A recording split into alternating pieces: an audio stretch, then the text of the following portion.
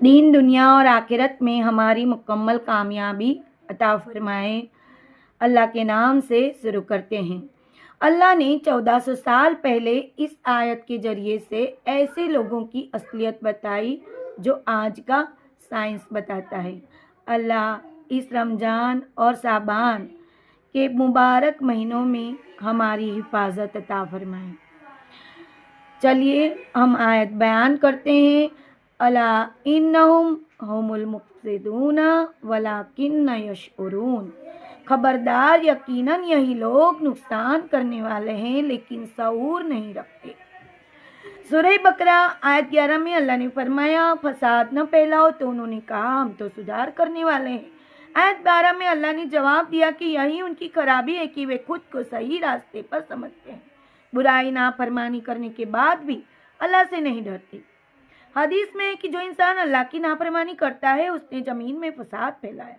सही बुखारी हदीस, जिसके रावी नबी पाक सल्लल्लाहु अलैहि वसल्लम जो फरमाते हैं कि क़यामत के दिन तुम अल्लाह के नज़दीक सबसे बुरा उस शख्स को पाओगे जो दो चेहरे रखने वाला हो, जो एक गिरोह के पास एक चेहरा लेकर जाए और दूसरे के पास दूसरा चेहरा, यानी गुनाह करते करते इंसान का दिल सख्त हो जाता है, उसे अपने फसाद में भी सुधार नजर आता है।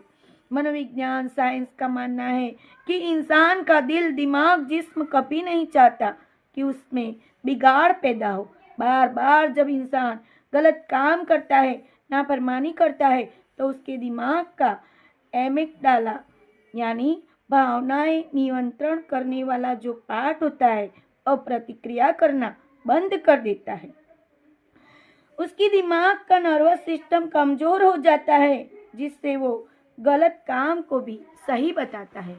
1958 में चीन के नेता माओ ने सोचा कि गौरैया अनाज खा जाती है, इसलिए गौरैया को बिगाड़ करने वाला पक्षी समझकर उसे लाखों की तादाद में मार दिया, जिसकी वजह से पक्षी जो छोटे छोटे कीड़े मकोड़े खा जाते थे वह बढ़ गए और जिसकी वजह से पूरी फसलें बर्बाद हो गई और वहाँ सबसे बड़ा अकाल पड़ा जिसमें करोड़ों इंसान मारे गए, जिसे उन्होंने सुधार विकास का नाम दिया, वही विनाश का कारण बन गई। हाँ, अल्लाह ने हमें मैसेज दिया है कि उसने जो भी बनाया उसकी हिफाजत करना हमारा फर्ज है, चाहे वो हमारा जिस्म हो या पंछी या समाज। सोचे समझे बिना कोई निर्णय नहीं लेना चाहिए। अल्लाह ने फरमाबरदार बंदे बनने को कहा है, सीधे रास्ते पर चल